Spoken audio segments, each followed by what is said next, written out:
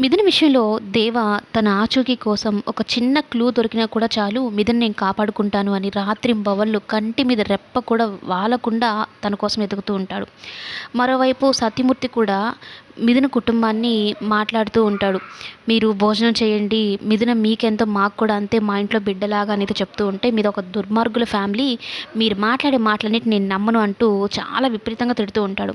అయితే సత్యమూర్తి మాట్లాడిన మాటల్లో దేవాకి మిథున అంటే ఎంత ఇష్టమో అనేది హరివర్ధన్కి తెలియజేస్తాడనమాట.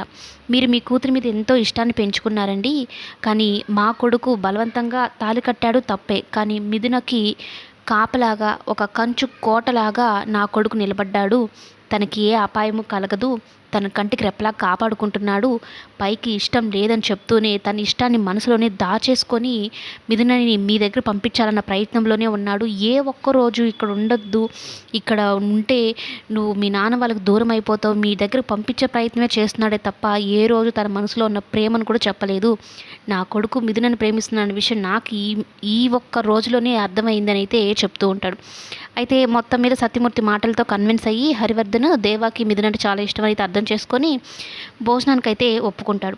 ఇరు కుటుంబాలు ఇద్దరు కలిసి భోజనాలు అయితే చేస్తూ ఉంటారు.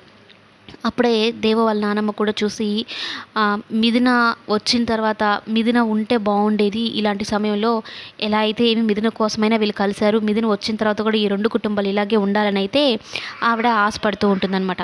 కానీ మిథున కిడ్నాప్ చేసింది ఈ లాయర్ ఆదిత్య అనే విషయంగా తెలిస్తే హరివర్ధన్ రియాక్షన్ ఎలా ఉంటుందని చూడాలి.